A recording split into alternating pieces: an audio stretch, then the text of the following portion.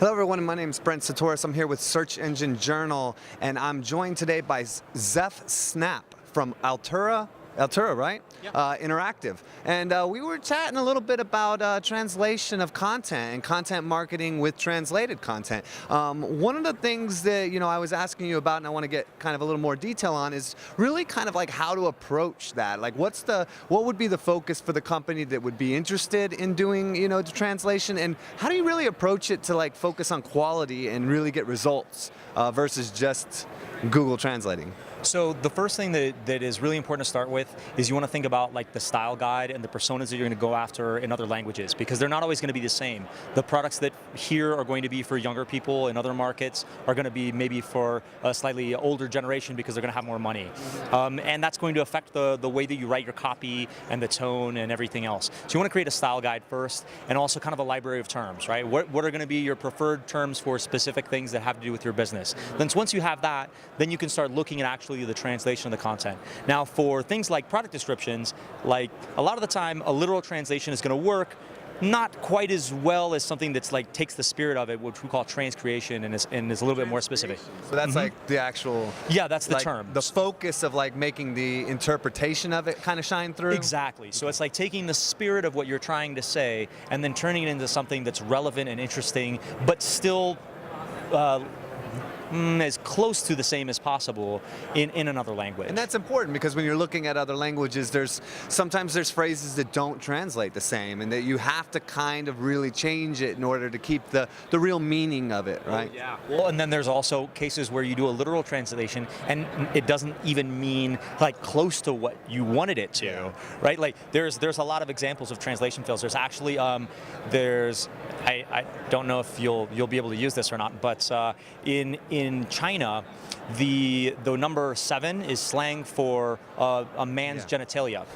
So they have to market it differently in China than they do in the rest of the world. In Japan, they have one floor on a thing is death, and they don't use the death floor. Right. So there's lots and lots of examples like that you see. Oh, and I messed copy. up. In Japan, I gave somebody a flower one time, and I forget the color, but I thought it was a nice gesture, but apparently it was the flower for the funerals.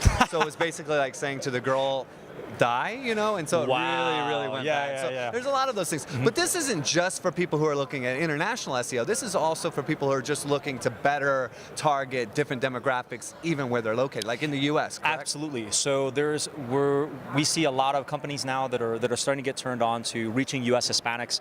And now you are going to have US Hispanics who are acculturated and who want their content in English, but a lot of them like to toggle too. Sure. So they want to see it in English, and then they want to understand in Spanish as well, so they make sure that they're understanding everything about the message. Well, also you could end up having a browser that's set in a language where it's going to showcase the content better when it's in Spanish higher up in search, right? I mean, oh, absolutely. And there's a lot of search queries that get a lot of volume in Spanish in the United States that are worth going after. But the thing that's tough about that is you can't just put up the Google Translate button and think that that's going to be good enough. The first thing is the user experience on that is going to be awful, right? It's just not going to mean what you want it to mean. And if you ever try translating something from another language into English, you'll know what I'm talking about. But also, the other thing is that Google has said that any automatic translated content that they find, they're going to de-index. Interesting. Which means that you're not going to rank for the terms that you're going after at all if they detect it that way. So to kind of finish this up a little bit, just because of time and everything else. Sure.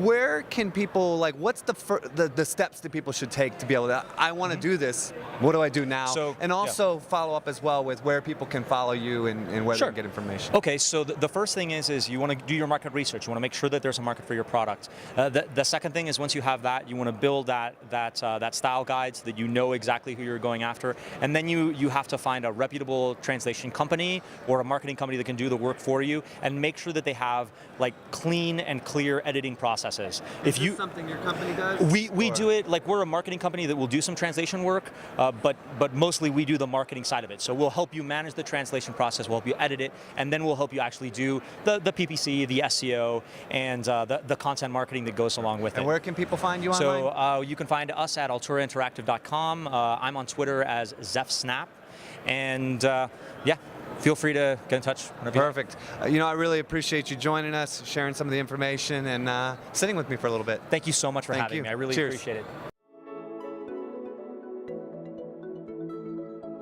Hi, my name is Brent Satoris. I'm here with Search Engine Journal. I'm joined today by Gary Yesh, Chief of Sunshine and Happiness at Google. That's correct. Welcome. Thank you for joining us this morning. Thank you for having me. There's been a lot of discussion, I don't know, a lot of discussion, but there's been some decent discussion recent about Penguin. It's, I never heard about penguins. No. They've been running around here chasing you, so. Becoming more of a part of the everyday algorithm, the live algorithm. Yeah. And I want